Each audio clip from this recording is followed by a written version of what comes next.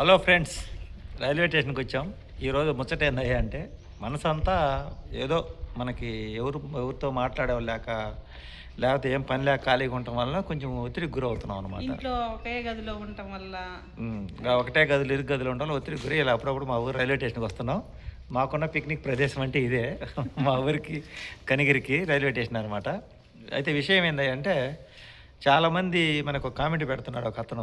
ఈ బంధువులు, స్నేహితులు, ఇరుగు పొరుగు వారు మనం వాళ్ళని ఏం అనకపోయినా వాళ్ళు మనల్ని ఎందుకు టార్గెట్ చేస్తున్నారు, మనల్ని ఎందుకు ఇబ్బంది పెడుతున్నారని. మనం ఎవరిని ఏం అనవు కాబట్టే వాళ్ళు మనల్ని టార్గెట్ చేస్తూ ఇబ్బంది పెడతా ఉంటారు. విషయం ఏందయ్యా అంటే వాళ్ళకన్నా మనం నీట్గా ఉన్నా కానీ, మనం ఎవరి జోలికి పోకుండా మన పని మనం చేసుకున్నా కానీ చాలామందికి నచ్చదు.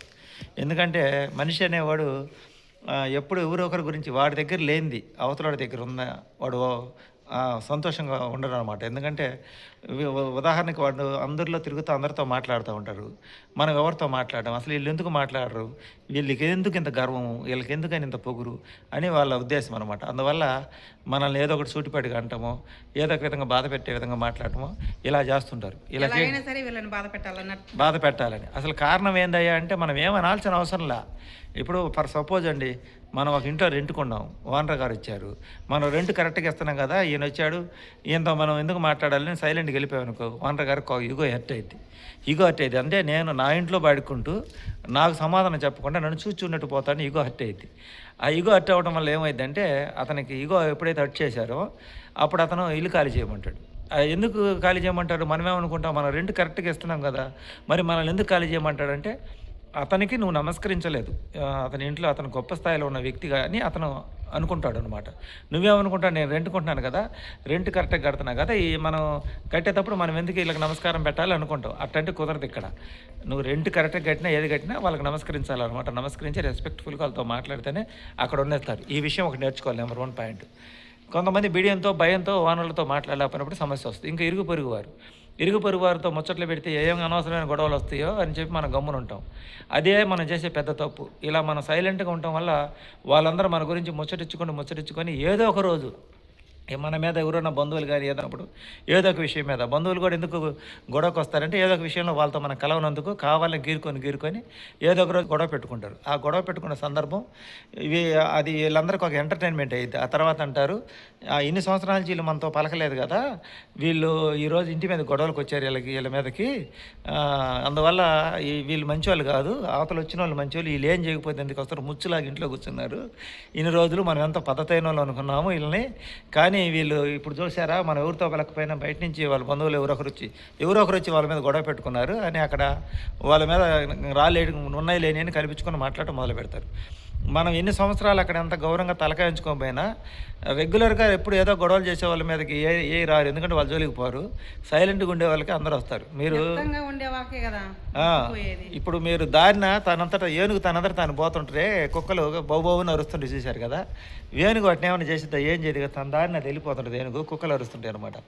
సమాజం అలాగే ఉంటుంది అనమాట. మనము అందరితో అనిపించుకుంటా ఉంటే సమాజానికి సెట్ అవుతాం. కానీ మనం ఎవరితో ఎందుకులే, మనం రిజర్వ్డ్గా ఉండి మన సంపాదన మనం గౌరవంగా బతుకుతాం, గౌరవంగా జీవిద్దాం, మన తిని మన గుడ్డ మనం కట్టుకునేటప్పుడు వీళ్ళందరితో మనకి ఎందుకని అంటే వాళ్ళు ఒప్పుకోరు. వాళ్ళందరి దగ్గరికి బంధువులు కోపం ఎందుకు వస్తుంటే వాళ్ళ దగ్గరికి పోవాలి, వాళ్ళ గొప్పలకి మనం భజన చేయాలి, వాళ్ళు అనే మాటలన్నిటికీ మనం తల ఉంచుకొని పడాలి, వాళ్ళు ఎగతాళిగా మాట్లాడితే పడాలి. ఎందుకంటే వాళ్ళ స్థాయిలో మనం సంపాదించలేదు కాబట్టి. అలా మనం వాళ్ళ దగ్గరికి పోనప్పుడు వాళ్ళు ఇంకా మన మీద అసూయ పెంచుకొని బంధువులు పగబడతారనమాట. పగబట్టి ఏదో సందర్భంలో ఏదో ఒక అవకాశం దొరికినప్పుడు మనల్ని ఆట ఆడుకుంటారు. ఎప్పుడు పిల్లల పెళ్ళిళ్ళప్పుడు కావచ్చు, లేకపోతే ఇంకేదైనా ఆస్తుపాస్తులు గొడవలు ఏదైనా వచ్చినప్పుడు కావచ్చు, అప్పుడు వాళ్ళు మనల్ని టార్గెట్ చేస్తూ ఉంటారు. చిన్న విషయంలో కూడా మనల్ని ఇబ్బంది పెడుతుంటారు అనమాట.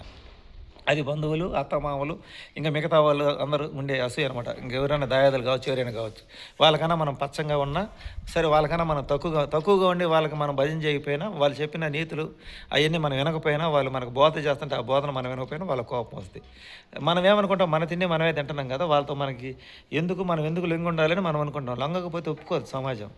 అలాగే మనం రోడ్డు మీద పోతున్నా కానీ, మనం ఎక్కడన్నా షాపుల కాడ కానీ, మనం ఎవరు జోలికి పోకపోతేనే మన మీద టార్గెట్ చేయడం ఎక్కువైంది అనమాట. మనం కూడా అన్నింటిలో గొడవలు పడగలిగితే మన మీద ఎవరు టార్గెట్ చేయరు. మీరు గమనించినట్టయితే ఇలా ఉండేవాళ్ళు సక్సెస్ కాలేము, ఎప్పుడు మానసికంగా బాధపడుతూ ఉంటాం. ఇలా ఇంకా పొద్దుబాబోతే ఇలా ప్రకృతిలోకి వచ్చి ఇలా రైల్వే స్టేషన్లో ఇట్లా కూర్చోవడమే. ఎందుకంటే ఎవరో ఒకరితో మాట్లాడితే మనలాంటి వాళ్ళకి ఎప్పుడు ఏదో ఒకటి గొడవ వస్తూనే ఉంటుంది. జనాలకి ఏముంటుందంటే మేము ఇంత సంపాదించుకున్నాం, మేము ఇలా ఉన్నాం, అయినా మమ్మల్ని వీళ్ళు గుర్తించట్లేదు లేదు, వీళ్ళు మాకు నమస్కారాలు పెట్టడం లేదు అని వాళ్ళకి ఆలోచన ఉంటుంది అనమాట. అంటే చాలామందికి ఏంటంటే వాళ్ళ ప్రొఫెషన్ బట్టి మనం రెస్పెక్ట్ ఇవ్వాలి. మనం రెస్పెక్ట్ ఇవ్వడం ఎందుకు, మనంతా మనం తలకాయించుకొని పోతున్నాం అంటే సమాజం అలా ఒప్పుకోదండి. మీరు గమనించారా, పిచ్చి చెట్లకి ఏ ఏ చీడ పట్టదు, పిచ్చి మొక్కలకి ఏ చీడ పట్టదు, చిల్ల చెట్లకు కానీ ఇంకా మనకి ఏ మొక్క విత్తనం వేసి నాటకుండా ఉండే మొలిస్తే అటంతటే వర్షానికి అంటే ఏమంటారు అని వాటికి ఏ చీడ పట్టదు పిచ్చి మొక్కలకి. అదే మంచి నీకు ఆహారానికి అవసరమైన పైరు కానీ నువ్వు రైతు కానీ వేసి పెంచే పైరుకి ఎప్పుడు పురుగులు పడతా ఉంటాయి. వాటికి ఎన్ని పురుగు మందులు కొట్టినా మళ్ళీ పురుగు మందులు చీడ పడతానే ఉంటుంది అనమాట. దీన్ని బట్టి అర్థం చేసుకుంటే మంచి మనుషులకి ఆ మంచి అది ఆ ఉపయోగపడే మనిషికి ఎక్కువ విమర్శలు ఎక్కువ వస్తాయి, గొడవలు ఎక్కువ పెట్టుకుంటారు కావాలని. ఆ పిచ్చి మొక్కలకు కనుక ఏ ఏ పురుగు పట్టదు, ఎందుకంటే దేనికి ఉపయోగం ఉండదు కాబట్టి. ఉపయోగపడే మనిషి, ఉపయోగపడే వ్యక్తి అందరికీ అలుసుగానే ఉంటాడు, లోకుగానే ఉంటాడు. ఇది ఈ సమాజ లక్షణం. అందువల్ల ఏంటంటే మనం ఎవరు జోలికి పోయినా మనల్ని ఎందుకు టార్గెట్ పెట్టి పని కట్టుకొని టార్గెట్ పెడతారండి. అది సమాజానికి ఒక లక్షణం. నువ్వు మనిషితో మాట్లాడితే నీ గురించి అంచనా వేయాలి, నీ వివరాలు మొత్తం వాళ్ళకి తీయాలి, నీ డేటా మొత్తం, నీ బయోడేటా మొత్తం వాళ్ళకి చెప్పాలి. అవతలోడు వాడు డేటా వాడు గొప్ప చెప్పినప్పుడు వాడు గొప్ప నువ్వు అంగీకరించగలగాలి. అలా అంగీకరించగలిగి వాడికి సలాంలు గులాములు కొడితే నిన్ను ప్రశాంతంగా బతకనిస్తారు. లేదు అంటే మటుకు ఇబ్బంది పడాల్సిన పరిస్థితి వస్తుందన్నమాట. ఇది అందుకు మన మీద అందరూ ఎందుకు పగపడతారు, ఎందుకే మన మీద పగపడతారు. నువ్వు ఎవరి జోలికి పోకుండా ఉండటం వల్ల నీ జోలికి అందరూ వస్తారు. నువ్వు కూడా అందరితో ఇంకా కలివిడి పడి గొడవలు పడతా ఉంటే నీ జోలికి ఎవరు రారు. వాడి జోలికి పోతే ప్రమాదాన్ని. పైగా ఇంకోటి ఏంటంటే సిగ్గు, బిడియం, గౌరవం, మర్యాద, వీటిని కాపాడుకోవడానికి మనం వెళ్ళవేళ ప్రయత్నం చేస్తాం. కానీ అది ఏదో ఒక రోజు మన దగ్గర ఉండవు. ఆ గౌరవం సంపద అంటావా, ఏదన్నా మన వ్యాపారంలో పెట్టుబడి పెడితే సంపద పోయింది. ఆయుర్దాయం అంటావా, అనుకోకుండా ఏదైనా అనారోగ్యం అయితే మనిషి చనిపోతాడు. సిగ్గు, బిడియం, గౌరవం అనేది కూడా అంతే. మనం ఎంత కాపాడుకోవాలనుకున్నా అవి అనేది నిలబడవు, ఏదో ఒక రోజు పోతాయి. వాటిని కాపాడుకునే ప్రయత్నంలోనే మనం వెనకబడిపోతున్నాం అనమాట. అవన్నీ వదిలేసి మనం కూడా అందరితో పాటు రఫ్ అండ్ టఫ్గా ఉండగలిగినప్పుడు ఆ రోజు సమాజం మన జోలికి రాదు. మనం కూడా హ్యాపీగా ఆనందంగా జీవిస్తాం. గౌరవంగా జీవించాలనుకోవటం, మోసం చేయకుండా జీవించాలనుకోవటం మనం చేసే అతి పెద్ద తప్పు అనమాట ఇది. అందుకని మనల్ని అందరూ మన జోలికి వస్తారు. ఇది మీరు అడిగిన ప్రశ్నకు నా జవాబు.